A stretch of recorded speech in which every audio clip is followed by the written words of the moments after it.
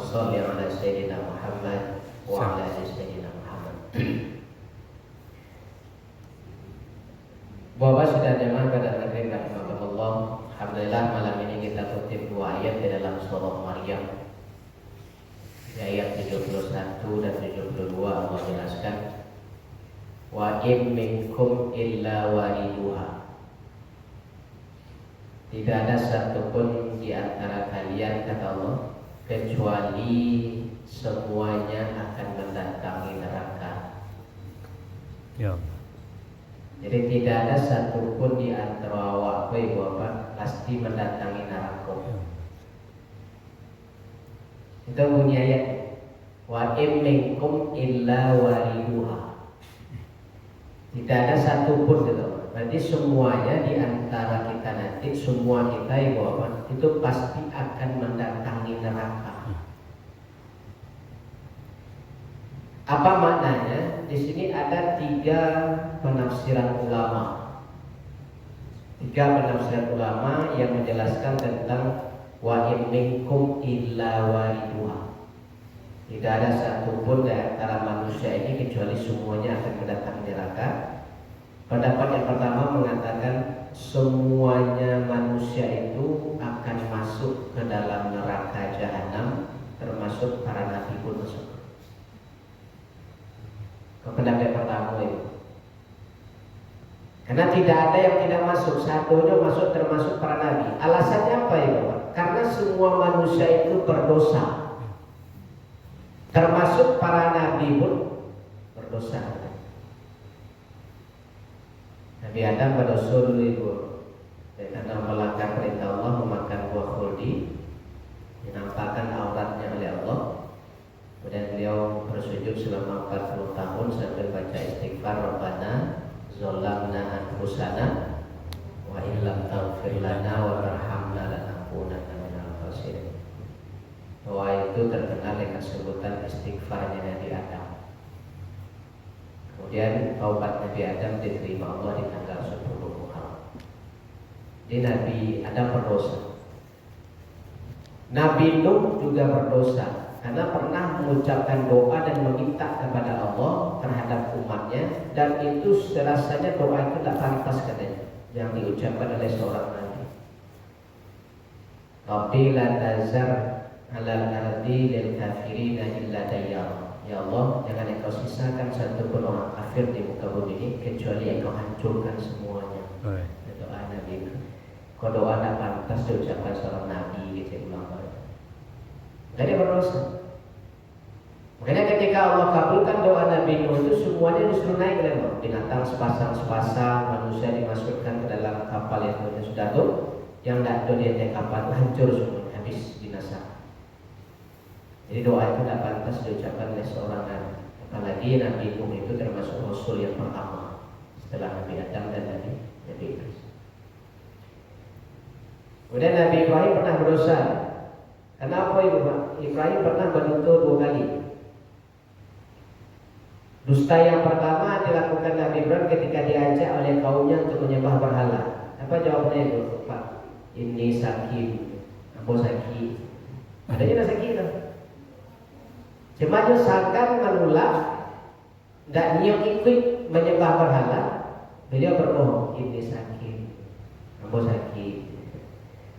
Contoh yang kedua, ibu ketika tabang patung-patung itu di dalam kuil sedonya ditiganya kuil gadang cek datanya kapak dari bahu yang boleh gadang bagi dengan kau yang cerita patung kami malah aku saya lihatlah di kuil itu saya yang macam kapak tadi bawa patung boleh gadang, jadi patung yang kadang-kadang orang bunuh patung bisa menjadi kalau tahu tak bisa menjadi mengaku sembah saja. Jadi para nabi pun berdosa, termasuk Nabi Musa. Di dalam surat As-Saffat diceritakan Allah itu ketika mendamaikan 2 orang yang sedang berselisih, tapi malamnya yang seorang meninggal di tangan Nabi Musa. Seorang meninggal di berdosa.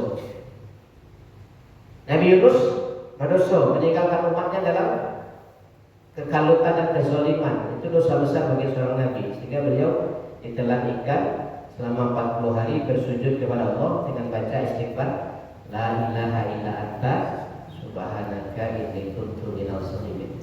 Kalau bukan itulah yang dilakukan Nabi Yunus, bukan itu istighfar yang dibacanya kepada Allah, mungkin ikan akan jadi kuburan. Termasuk Nabi Muhammad pun berdosa gitu. Ketika Nabi Muhammad berdakwah di tengah pemuka-pemuka Quraisy, dengan semangatnya Nabi berdakwah dengan keinginan supaya orang pemuka Quraisy masuk Islam, tapi digantung oleh Umi Maktum. Pakcik ini baju ini, ajarkan aku tentang Islam, ajarkan aku tentang iman. Sehingga dia lengah habis, dia Nabi masak kepada Nabi, kesal Nabi, sehingga turun surat Abasa wa tawal la anja'ahul a'ma. Kau berpaling dan bermuka masam dari seorang yang datang kepadamu dalam keadaan buta. Jadi satu orang masuk neraka termasuk Nabi, karena satu orang pernah berdosa. Nah, tapi pendapat yang pertama ini bahwa ditolak oleh semua ulama karena bertentangan dengan ayat dan banyak hadis. Karena kata Allah, kalau orang yang sudah melakukan perbuatan dosa, zalim, kemudian bertaubat kepada Allah dan dia tidak lagi mengulangi perbuatan yang sama, maka Allah habiskan semua dosa-dosanya. Itu. Maka dalam surat Hud ayat 10 kata Allah, Innal hasanati yudhibna sayyi'at. Orang-orang yang melakukan perbuatan baik itu akan menghabiskan dosa-dosanya yang lalu. Dia ketika sholat maghrib tadi, Bapak dosa dari asar ke maghrib itu habis. Awak sholat isya, Bapak dosa dari maghrib ke isya habis. Besok sholat subuh pun dosa dari habis isya ke subuh habis. Itu dikatakan Nabi dalam hadis Bukhari itu. Sesungguhnya Allah mengampuni dosa dari waktu sholat ke waktu sholat, kemudian dari Jumat ke Jumat, dan dari Ramadan ke Ramadan. Jadi kalau seandainya semua orang pasti masuk neraka karena dosanya, terus untuk apa Allah buka pintu taubat? Itu makanya yang pendapat pertama kok ditentang oleh ulama, tidak cocok, tidak mungkin. Kalau saat itu harus masuk neraka dulu, baru dimasukkan surga, tidak. Jadi apa gunanya taubat dibuka oleh Allah? Kemudian yang kedua berpendapat wa imikum illa wariduha. Tidak ada satupun kecuali semuanya masuk atau mendatangi neraka, kata Allah. Pendapat kedua mengatakan semua orang-orang nanti yang di dalam surga diajak Allah berkunjung ke neraka. Bagaimana cari neraka? Karena awak dulu dalam surah Al-Mudaththir ayat 40 sampai 43 itu, sesungguhnya orang-orang di surga itu yatasa'alun, berbincang-bincang. Awak bisa mengecek sih Bapak di dalam surga. Syanu itu pernah mencilok, Syanu itu pernah menipu, Syanu itu pernah melakukan iko, pernah berjudi, pernah mabuk, pernah ikut. Disawai tak sebenarnya. Tapi tak nampaknya di surga dulu. Atau yang masuk neraka di mana neraka? Dia tak tahu ada gitu. Itu dia ayat 40 kan. Al-Mudaththir. Jadi terjadi dialog antara sesama penduduk surga dalam waktu yang panjang. Akhirnya apa? Karena orang-orang surga bertanya-tanya terus, akhirnya Allah izinkan mereka untuk melihat ke dalam neraka. Dibawa semua penduduk surga itu melihat ke neraka. Sehingga begitulah sampai di neraka terjadi dialog. Di ayat 41, masalakakum fi saqar. Apa yang menyebabkan kalian masuk ke dalam neraka saqar? Ini dialog antara orang di surga dengan orang di neraka. Karena mereka bertemu di situ. Dilihat oleh orang-orang di dalam penduduk surga bagaimana keadaan orang di neraka. Kenapa ini dilakukan Allah nih Bapak? Supaya orang yang masuk surga boleh digadang syukurnya oleh. Ada kata Nabi kalau ingin merasa bersyukur ke Allah, unzur man asfala minka gitu. Cari yang paling bawah di awak. Cari orang yang di bawah awaknya, cari kata. Kalau mencari orang di bawah awak, syukur awak kadang tarik. Awak ini makan 2 kali sehari, orang kadang nak makan sehari. Syukur awak, kalau masih bisa makan 2 kali. Awak makan sekali sehari, orang nak makan sama sekali. Kadang 3 hari dia nak makan. Jadi selama kita mencari ke bawah, kecil Nabi ke orang yang lebih rendah keadaannya dari awak, maka syukur awak akan datang tarik ke Allah. Tapi kalau mencari katih tarik, itu hatinya nak akan pernah bersyukur dia. Kurang senampaknya. Awak bonda orang baku boto. Awak lapik untuk baca orang baku baciru. Sampai jadi tidak pernah bersyukur. Kenapa? Karena dia mencari hati.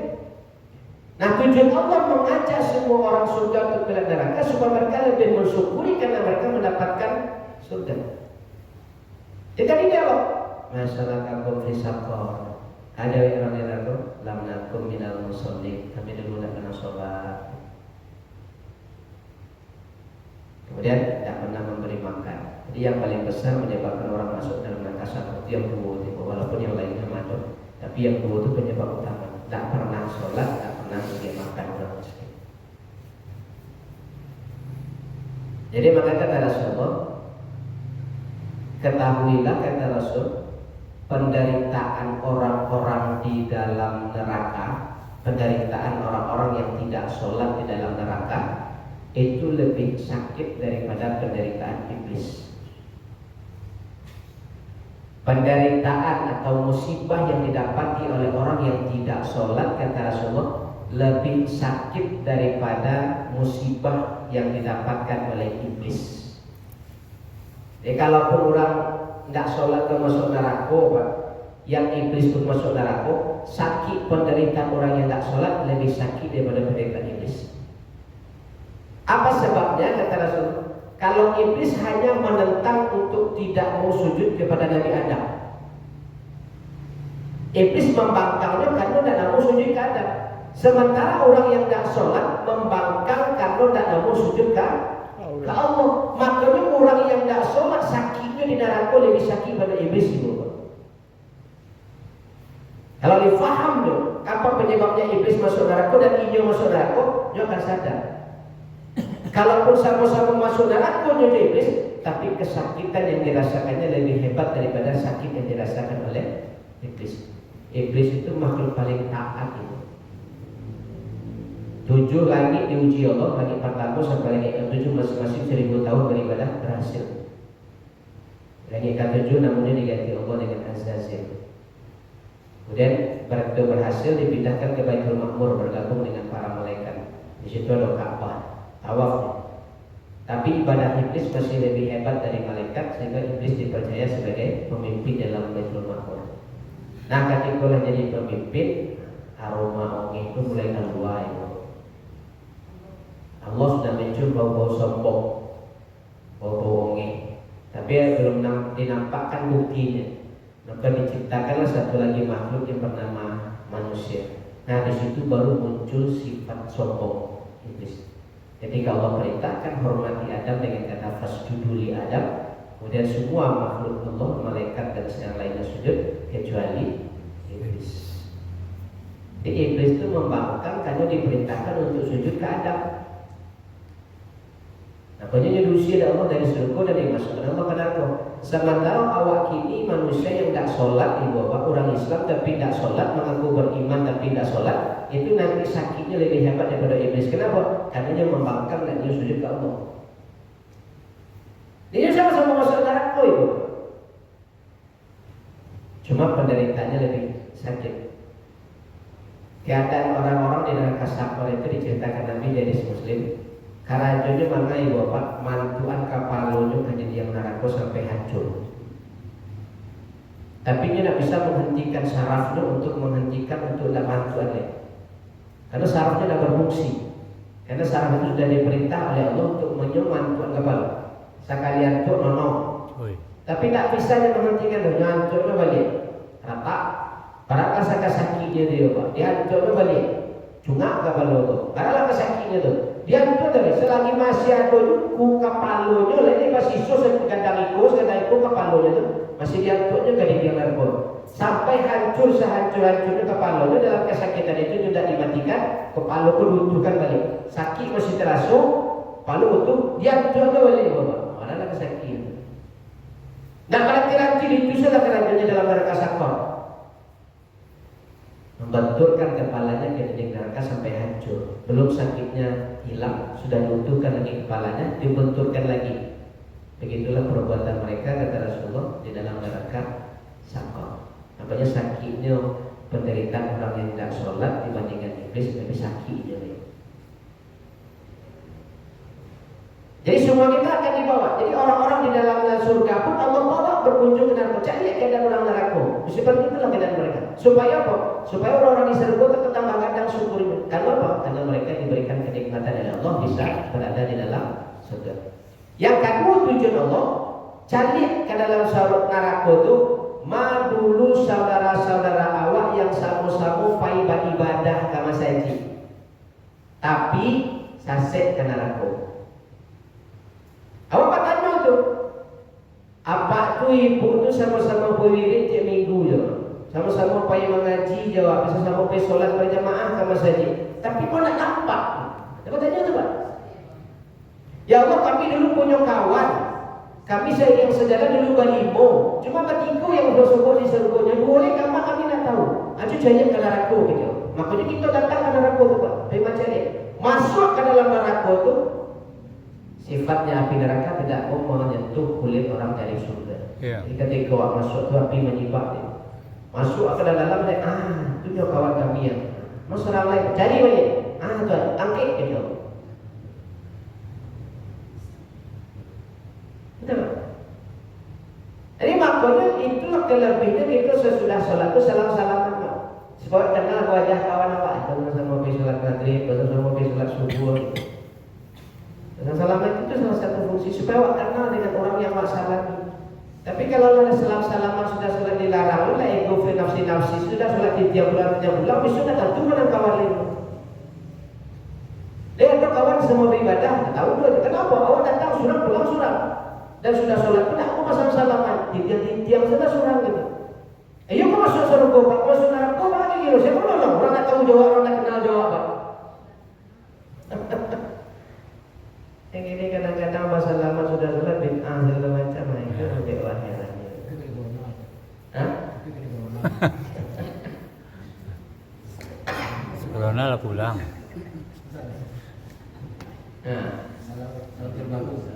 Saya itu siku ya pak. Ini nak muncul. Itu salah satunya awak sudah beribadah itu saling bersapu, saling senyum, saling salam gitu supaya sama-sama kenal. Jadi nanti awak apa tanya, jadi ya tasa'alun itu kan terjadi di dalam surga. Awak dulu berlimo macam ini dia. Aku berdua nampak mati boleh ikut. Katanya Allah kata Allah carilah ke neraka. Nah, maka ada suruh ke neraka Allah. Makanya wa minkum ila wariduha, tidak ada satu perkalian kecuali semuanya akan mendatang neraka. Tujuan Allah mendatang itu pertama supaya awak mencari keadaan orang di neraka supaya sesuatu apa? Yang kedua mencari kawan-kawan dulu yang sejalan sama-sama beribadah, sama-sama mereka masjid, sama-sama mendengar wirid, tapi tidak nampak dalam surga. Carilah gitu, cari gitu. Nah itu nama cari ke dalam itu. Nah begitu nampak, tarik. Nah, itu kelebihan orang surga nanti bisa menyelamatkan saudara-saudaranya yang dulu pernah sama-sama beribadah.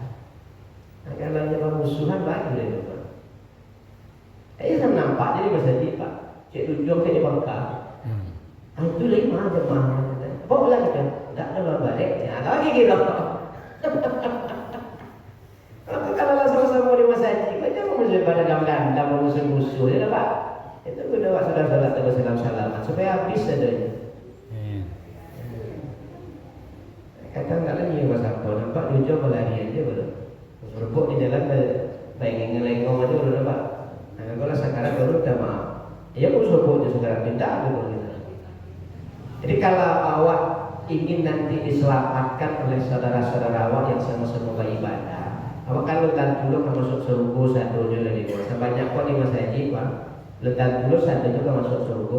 Nanti disitulah fungsinya kawan yang sama seiri yang tadi. Nah, jadi disuruh Allah mencari, carilah ke neraka. Disitulah baru masyarakat dulu sama-sama bawa aja gitu. Bawa aja. Jadi awak nanti diizinkan Allah yang dari surga itu untuk menyelamatkan saudara-saudara awak yang belum pernah sama-sama beribadah, yang masuk ke neraka itu bisa diselamatkan. Diizinkan oleh Allah. Tadi. Jadi untung juga penyelesaian salam itu. Ya itu gunanya Pak Sobat saling kenal. Gitu. Jadi Ustaz kalau ada sholat bagaimana ke? Ya kalau tak sholat pernah ke masjid itu tak tahu doa Pak. Jadi sampai video tu. Ya kalau seorang pun tidak datang ke masjid, awak tak pernah bersobok di juri masjid, maka tentu Pak. Ya kan yang disuruh Allah yang sama-sama beribadah dulu. Saya yang sejalan dulu ke masjid, baik pergi sholat berjamaah maupun pergi mendengar wirid. Ada nampak tu dalam masjid ini kalau sama-sama masjidnya nampak ya Pak. Kita sholat isya, betul sudah selesai kalau tadi langsung salaman gitu. Apa itu? Jadi yang sering ngecari wajah, nanti wajah kan bersobok. Awak kan nampak kan? Nampak tu aja. Jadi orang nak solat tu bacanya. Yang tak sholat, yang tak sholat tu balik lagi lah ya. Enggak Dia boleh tak Pak. nak bangkit sana. Bangkit dia. Kalau tak pernah sholat, kilo bantuan kapal lu. Jadi kan dia jalan aku. Kalau anggap lah Pak, para lama yang tergantung gitu kan. Apalagi tak pernah sholat sama sekali gitu. Nah, kadang kan sekali setahun sholatnya, atau 2 kali setahun saja. Tahu dari sekali seminggu. Kadang ada dia tak pernah ke masjid sama sekali pun tak pernah ke masjid. Nah, sekali itu mencoba menempuh ke masjid, ada buku imam pun pada datang. Tak kali itu mencoba ke masjid, kita selama pun tak pernah. Jangan suruh buku imam tu, hebatnya dari awal. Hebatnya sekali itu mencoba. Banyak tu Pak. Nanti orang-orang yang terkait itu di muka masjid itu kerandaannya dibawa di orang, ambil cek pintu masjid, lempar dulu aja masjid, itu selama itu kamar, anak kan malu juga Pak. Antara pakai jenazah tu hantar pulang balik jadi bawa orang masjid Aliman. Tapi barang tak terang ada di bawah orang masjid Aliman. Ada di cimiknya di pintu masjid. Jadi kecil lah orang tak kenal masjid. Kau boleh kapal bodoh dia masjid cigo-cigo lah. Jadi tiba dia kemari dia Pak. Tapi tak pernah hampir-hampir lah. Sekali itu baru mencoba. Jadi muka imam tu ni hebat. Kalau yang sholat di rumah tu Ustaz? Kali solat. Kalau awak sholat di rumah, nanti kalau awak masuk neraka misalnya, kan ada kawan yang akan menolong Pak. Iya. Orang tak kenal jawab, kenapa awak surang-surang saja. Di rumah ke di rumahnya. Yang kan ditanya dia orang yang kawan-kawan dulu seiring sejalan, sama-sama pergi beribadah, sama-sama pergi ke masjid. Anak nampak dari kami dulu berlima, atau kami dulu bertiga, apa duanya, seorang lima. Aja cari ke dalam neraka tu je, carinya je. Alam suruh apa kanting. Tapi kalau orang sholat-sholat di rumah di rumahnya kena ke masjid, itu siapa akan nampak awak? Itulah kelebihannya orang di surga. Itu hebatnya berjamaah. Itu maka dia janjurkan Nabi berjamaah. Maka sampai diancam dari dia kan. Tidak dia datang berjamaah bawakan rumahnya. Segitu karenya dia. Kenapa? Manfaat berjamaah itu bukan hanya untuk apa nanti, untuk di akhirat pun nanti awak. Ia bawa selamat sejauh amal awak. Tidak begitu Pak. Disitulah kawan yang menyelamatkan. Tapi kawan yang mah yang sama-sama beribadah. Makanya pasal salam Rasul nampak dia wajah tu dia kawan. Beruntung Kalau awak lah. masuk masjid dan nampak dia kadang-kadang awak terlambat, tapi bila dia selesai solat nampak boleh dibuat rumah kerja. Nampak dia wajah awak dia. Di wajah-wajah itu kan ini dia kawan-kawan nanti. Dan itu ditanyakan nanti. Ini sama-sama kalau saya ini sama-sama pada mana nampak dalam surga kok? Nah, baru diizinkan oh carilah tengok. Jadi kita nak foto ke mana bawa dekat tek itu. Bawa dekat surga. Aduh keistimewaan bagi kita yang di dalam surga. Ada makanya wa innikum ila waridwan. Semua kalian pasti akan mendatangi neraka. Yang ketiga ibu bapak, ini yang dipakai pendapat ini oleh semua ulama. Wa innikum ila waridwan, tidak ada satu pun di antara kalian kecuali semuanya akan mendatangi neraka jahanam kata Allah. Maknanya semua kita nanti akan melewati neraka. Nah, ketiga kan dia pakai. Semua kita pasti nanti akan melewati neraka. Jadi nanti proses awak setelah kematian itu ibu bapak, setelah hari berbangkit, semua kita akan diri ke masyar. Di kumpulan Allah di masyar. Kondisinya keadaan awak sama keadaan awak lahir. Kemudian matahari sajaka dari bulu-bulu. Jadi bagi ada yang tidak memiliki syafaat di situ, gitu Nabi yang tidak ada melindunginya nanti di situ, maka kulit kepalanya akan mengelupas dan otak di dalam kepalanya akan mendidih. Itu orang ambil kali ojah yang kedua lagi yang di rumah. Kalau pakai kemudian itu gelagap-gelagap nyusuk. Kenapa? Baranglah kari kulit kepala itu akan terkelibat di angin matahari. Kenapa? Matahari cuma sejangka dari bulu. Sedangkan kini saja 150 juta kilometer di tengah hari itu lihat kalau udah keluar siang-siang. Angin. lain masih 150 juta kilometer jaraknya. Banyak pula ke sana jam dan 2 jam. Nggak tahu kira. Kini awak selama 50.000 tahun di masa itu tagak kondisinya awak di bawah matahari yang cuma jaraknya sejangka dari ubun-ubun. Bagi gitu. Nah setelah itu selesai dari masa kita akan dibawa ke hisab. Yang akan menghisab amal kita itu nanti ibu apa? Awak suram. Kalau kadang-kadang nanti masing-masing diberikan kitab oleh Allah. Begitu ada diberikan kitab, ada yang menerima dari tangan kanan, ada yang menerima dari tangan kiri, ada yang menerima dari belakang gitu. Nanti macam-macam kondisinya kita menerima amal. Nah setelah kita terima apa kecil? Ikra kitabah, baca catatan awak suram. Awak mencontreng suram itu. Tanggal sekian, bulan sekian, tahun sekian, jam sekian, menit sekian, detik sekian. Bahkan di bawah detik pun ada untuk dicatat. Iya awak pernah melakukan itu? Iya, contreng di awak suram. Awak mencontreng suram. Oh mengaku awak, ikut pun tak pernah rasanya dong. Tak pernah kata Allah. Tidak, didatangkan saksi bapak. Siapa yang menjadi saksi? Apa yang pernah mencuri awak melakukan itu di bumi? Itu asal-asalah yang sampai. Yauma idzin tuhadditsu akhbar. Didatangkan saksi dulu. Tanggal berapa? Hari apa? Bulan, tahun, jam, menit, detik, dicatat. Didatangkan saksi. Nah, kecek bantu. Ambo yang menaruh kakinya bagi situ mah. Ambo yang dipatiknya mah kecek tahu. Ambo yang disipaknya mah kecek kaya. Banyak main lali Pak. Yang datangkan adalah ada saksi yang membenarkan nanti. Pokoknya semua itu akan lewat di malaikat. Dicatat seluruh. Makanya ada dikatakan kitab marqum. Kitab marqum, kitab digital lengkap sudah terekam dengan baik. Detik, menit, detik, bahkan di bawah detik pun ada dia bisa kita baca saja. Awalnya bisa juga. Nah setelah nampak saja awak contreng-contrengan, mayang buruk, mayang baik dari contreng, kemudian ditimbang lagi, dikatakan timbangan Allah, ditimbang amal lagi. Begitulah selesai ditimbang, validasi akhirnya menentukan kita bisa atau tidak masuk ke surga, baru dibentangkan titir di atas neraka dulu. Nah, satu awak lewat di istri dulu. Semua kita akan melewati jahanam. Dibantangkan ini kecil Nabi dari Muslim. Titian sirat itu dibentangkan di antara dua punggung jahanam. Di sudut kasudiko di tangan tuh titian. Awak meniti dan itu. Yang kondisi titian itu kecil Nabi lebih halus dari rambut, lebih licin dari minyak, lebih tajam dari pedang. Awak harus melewati itu. Karena untuk membuktikan kebenaran amalan awak tadi bisa diselamatkan atau tidak awak nanti di titian itu penentuan akhirnya.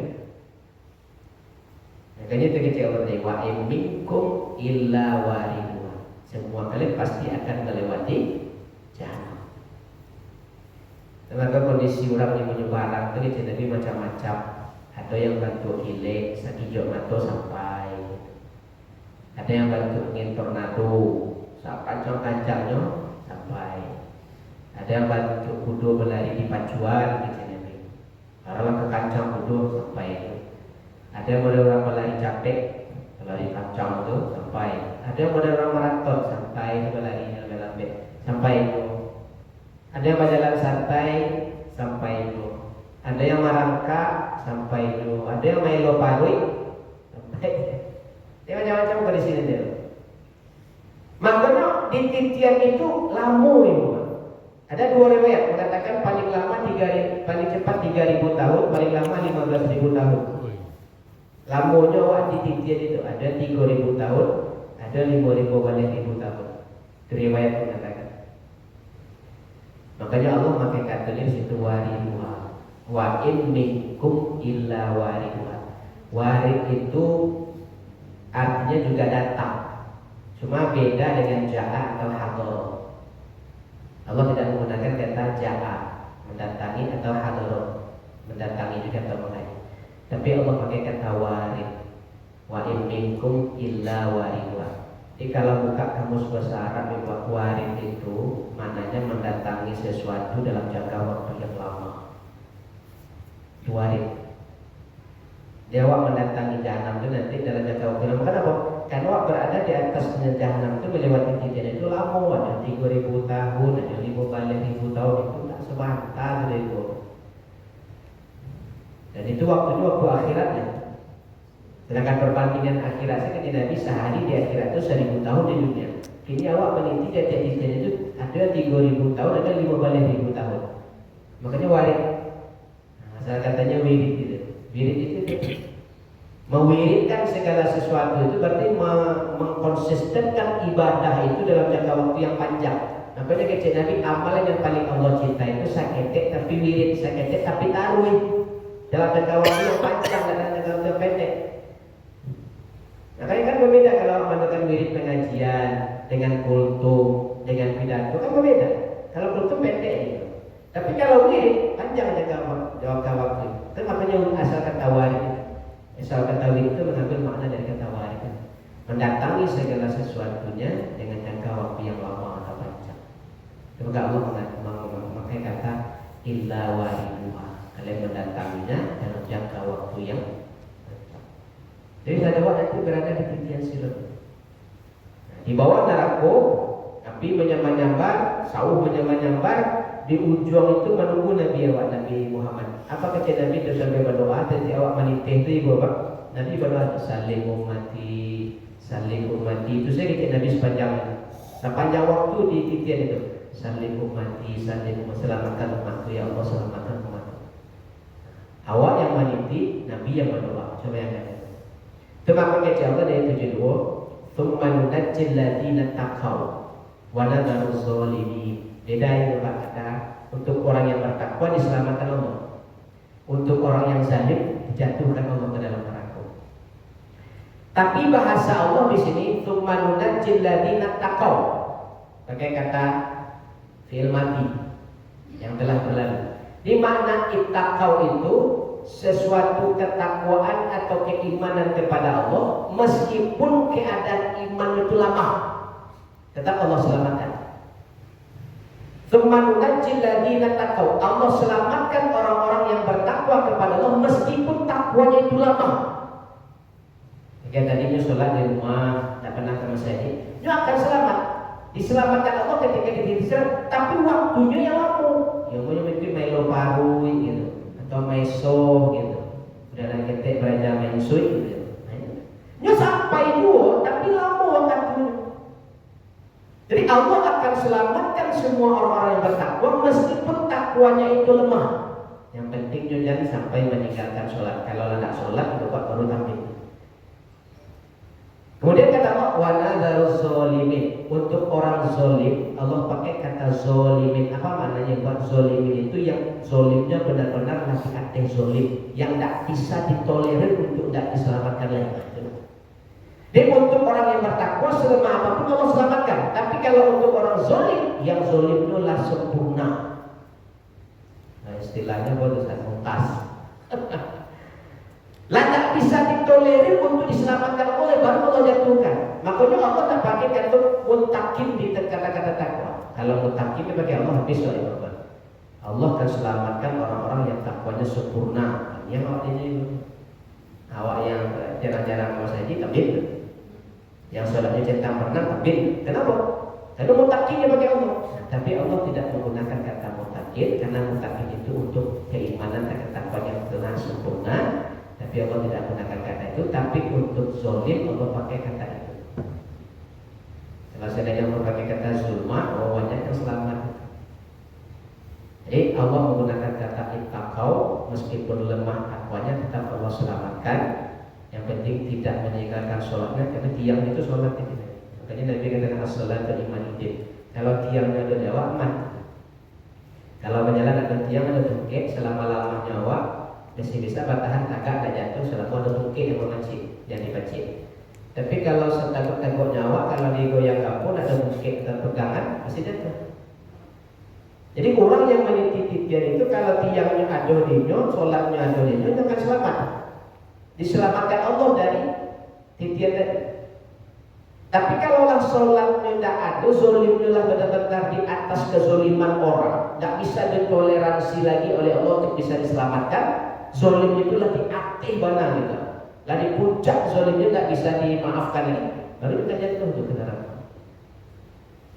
Dengan begitu jadi keadaan awak nanti memiliki titik itu beda-beda itu. Ada yang capek, ada yang sedang, ada yang lambe gitu. Ada yang mensui, ada yang maraka, ada yang meloparui gitu. Karena perjalanan itu 3.000 sampai 15.000 tahun. Kalau orang yang meloparui itu 15.000 tahun bakal sampai. Nah, padahal hangitnya itu berada di atas titian sirat itu. Di bawah neraka. Dan Nabi di hadis Muslim, hangitnya neraka jahanam itu 70 kali hangitnya neraka awak. Hangitnya api awak. Api neraka itu hangitnya 70 kali. Pernah diibaratkan oleh Nabi kalau seandainya neraka ini bocor sebesar lubang jarum kata Nabi, maka dunia dan seisinya hangus.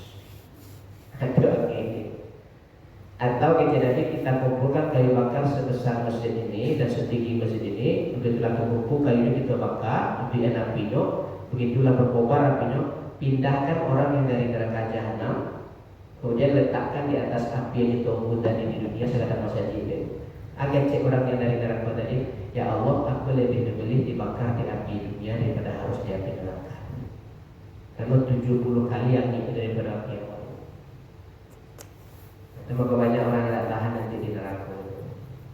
Yang makanya syafaat dari saudara-saudara awak yang sesama datang beribadah itu nanti awak butuhkan untuk menyelamatkan awak lebih capek. Semoga kita nanti diperintahkan Allah, dibolehkan Allah mendatangi neraka untuk mencari itu. Jadi sia yang dulu sama-sama beribadah tapi asase masuk neraka, oke gitu. Yang sama-sama berdiri dengan pengajian, coba basobok di dalam itu diselamatkan. Ini bukan orang tua, bukan anak yang dicari tapi saudara. Saudara yang seiman itu lebih kuat gitu. Makanya ibu bapak, awak sama-sama beribadah saling mengajak. Kayak dari rumah tu Mas Haji nampak kawan tu nampak, Mas Haji lewat azan gitu. Dan namu lah kita terserahnya oleh itu yang mengajak. Itu kebaikan. Ketika kau namu tu ada pahalanya tu. Dia ini yang dikatakan oleh Allah yang dimaknakan dengan kata wa minkum illa wariduha. Tidak ada satupun dari manusia itu kata Allah kecuali semuanya akan mendatangi neraka. Ada 3 penafsiran tadi. Yang pertama mengatakan semua orang pasti akan masuk ke dalam neraka, termasuk para nabi pun, dengan alasan semua orang pasti berdosa, pernah berbuat dosa, dan itu ditentang oleh semua ulama karena tidak sesuai dengan ayat Allah dan hadis-hadis Nabi yang mengatakan setiap orang yang berbuat dosa sebesar apapun selagi dia taubat kata Allah, Allah akan terima taubatnya dan Allah ampuni segala dosanya. Akan semua keburukannya Allah jadikan kebaikan untuk dia setelah dia bertaubat. Jadi ditentang oleh ulama. Yang kedua, wa minkum illa waridha, itu semua kita pasti akan mendatangi neraka karena diizinkan oleh Allah dengan alasan pertama kita akan melihat kelihatan orang-orang di neraka supaya syukur kita makin besar kepada Allah karena kita diberikan kenikmatan akhirat dengan mendapatkan surga. Yang kedua, tujuannya kita mendatangi neraka itu melihat siapa saudara-saudara kita yang dulu sama-sama beribadah, itu akan kita selamatkan dan Allah berikan syafaat kepada penduduk surga itu untuk menyelamatkan saudaranya yang sama-sama beribadah tapi masuk ke dalam neraka. Nah, yang ketiga kata ulama, semua kita pasti akan melewati neraka. Itulah titian sirat dibentangkan di antara 2 punggung jahanam. Kita meniti di atas titian yang di bawahnya tidak ada neraka, di ujungnya ada surga. Di situ ditunggu kita oleh Nabi sambil berdoa salim umat. Dan kata Nabi di hadis riwayat Ibnu Majah dan An-Nasa'i, kata Rasulullah, siapapun yang ingin Allah kokohkan telapak kakinya meniti di atas titian sirat, jadi tak peleset, tak licin, tak jatuh bukan, maka biasakanlah selagi masih hidup kata Rasulullah berjalan melangkahkan kaki menembus gelapnya waktu untuk ke masjid berjamaah. Setiap hari melangkah menembus gelapnya waktu untuk ke masjid berjamaah. Sama waktu yang dalam tadi Pak, subuh sih saat. Jadi kalau ingin diselamatkan nanti di titian supaya tidak terjatuh aman awak nanti sambut itu dan Nabi doa saling umati ujung kita pun di dunia melangkahkan kaki ke setiap subuh dan isya itu jaminan kata Nabi Allah akan kokohkan nanti telapak kaki yang berada di atas itu. Amin. Baik Bapak ya. Orang zalim juga Ustaz. Ya. Orang zalim dari yang terkait itu.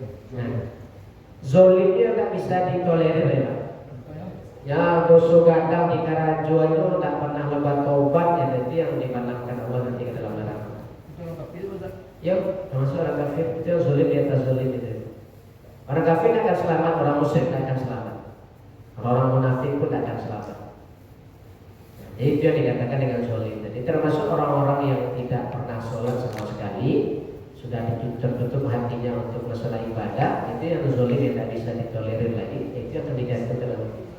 Karena salah zolimin Allah akan jatuhkan orang-orang ke dalam neraka. Orang zolim itu dalam keadaan berlutut.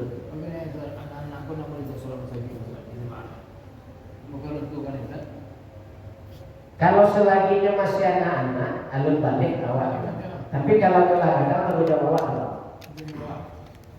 Tanggung jawab karena laki-laki itu sampai mati. Kalau dakwah yang matinya mati. Sampai itu tanggung jawab awal. Tapi kalau anak manusia sampai dia kubur. Ini anak yang ada balik. Ya. Belajar itu. Dia tetap nyaman manusia Pak. Cuma tanggung jawab awal penyian. Cuma begitu Nabi sama anak terbalik. Ajar sholat ketika 27 tahun. Kalau masa 10 aja pukul. Tapi pukulnya mendidik. Yang disuruh Nabi pukul itu pinggang ke bawah. Tidak boleh diangkat. Kadang-kadang awal tadi betul apa yang boleh baca. Hah? Oh ilmu Itu masa nyawa tu sampai nyawa. tetap mainnya itu wajib Pak. Walaupun jelawat keluarga, lebar anak, kalau selama tidak sholat, itu masih tanggung jawab ke dia. Berjemaah, sebenarnya berjemaah kau sendiri. Itu aja diajak nih Pak, jemaah kan. Karena gak ada keutamaannya beliau. Kata Rasulullah satu langkah ke masjid itu ketika cari itu sahabat itu, satu langkah ke masjid itu kata Nabi pahalanya dinampakkan ke sahabat itu setara dengan sholat malam setahun dan puasa sunnah setahun. Itu satu langkah menuju masjid. Itu kadang pahala. Dan itu disasari di sahabat cukup lebih jauh rumahnya lagi. Tapi lagi 2 jam jalan lagi. Jadi sentuh mereka dengan apa? Ini kan pahala mana nampak kan? Nah nampak. Kenapa? Karena di surat Qaf ayat 2 laqad kunta fi ghaflatin min hadza kata Allah, kalian masih lalai dalam masalah ibadah. Fakashafna anka ghitaka. Kami nanti akan buka tabir penglihatan kalian. Fabasarukan yauma hadid. Nanti ketika lagi saat sakarat penglihatan awak tajam, seluruh pahala-pahala yang awak kerjakan itu nampak musuh. Di situ awak menyesal. Sahabatnya 3 jam dari kaki dari rumah ke masjid menyesal. Begitu dinampakkan langkah kakinya. Awak hanya sekian menit, padahal kagak ada menyesal musuh dibandingkan sahabat. Ada waktu di Nabi apa yang diteriaki oleh sahabat di saat sakaratnya itu yang sampai hari ini masih kalian lalaikan. Itu ibadah berjamaah. Jadi kasih syukur orang berjamaah. Makanya Nabi kalau tahu katanya pahalanya atau utamanya ketika melangkah ke masjid itu, marangkak akan datang itu. Nah kalau adalah marangkak akan datang itu. Kalau dia tahu, gitu.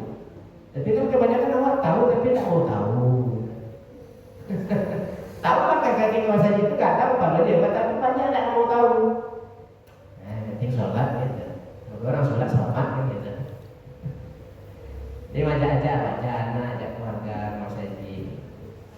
Ya dakwah seorang itu kawan selama ini. Jadi rakyat nak belajar itu nama Ustaz. Ya lama-lama kan dia ajak nama itu. Bila didoakan. Ini penting bergaulnya.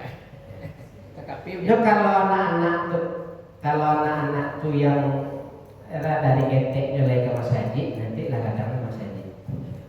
Itu makanya dalam surat Al-Ahqaf ayat yang mau balik surat 6 yang balik kan itu doa diajarkan pas umur 40. Tapi ausini an ashkuru nikmatan. Awak baru tahu samsaronyo payahnya dari waktu kalau dari tempe puluh kenapa lah mulai kadang Pak ada ngajar SMP waktu tempe puluh itu baru tahu payahnya mendidik anak. Tak kayak itu orang kayak dulu mendidik awak tak barang ada dulu kan. Baru terasa awak. Itu nikmatnya bersyukur dalam ketaatan ibadah. Jadi yang kenapa umur 40 kata Allah? Yang namu ke masjid itu rata-rata ada tempe buah. Jadi dari masjid ada gini saya, ada tempe buah kan? Yang di tempe buah ke kafe pak. Ya. Resto nongkrong atau kan di tempe buah yang ke masjid itu. Makanya doa itu dia jangan Allah itu Rabbi auzini an askuroni balaka latinam ta'ala ya wa ala walidayya wa an a'mala sholihan tarto. Awak kalau taraso beramal soleh itu kalau ada tempe buah, itu doanya dia jangan. Bisa juga dia ngikutin awak. Bisa juga Ustaz. Ya. Tapi kecenderungan pakai hati mulai beribadah ke masjid itu untuk mendapatkan kesulitan itu ada tempe buah. Ingat juga. Karena doa itu wajib dibaca itu gitu ya Allah. Allah suruh baca doa itu. Akan terasa itu kesalihan itu akan muncul, akan tetap terasa itu ketika ada tempe buah. Pokoknya nawak sasalina kalau orang yang ke masjid itu ada tempe buah terkadang. Kurang lebih Itu ya. batasnya toleransi kalau sampai 10 kecil lagi kematangan seseorang itu di usia sampai 10. Kalau ada lewat sampai 10 masih tak kayak dulu akan jadi ulang berapa? Jadi ulang. Matinya pun akan selamat nanti. Karena ketika ada tempo 10 masih ditulisnya jiwa mudanya, hobi-hobi ke kafe itu masih itu 60-70 masih situ dia nongkrong nak masih aja apa itu akan selamatnya PGS. Sampai mati itu akan selamat. Itu kan tempe 10 aja gitu Allah. Kalau ada tempe 10 matangnya, makanya nanti dia kayak jadi rasul tempe 10.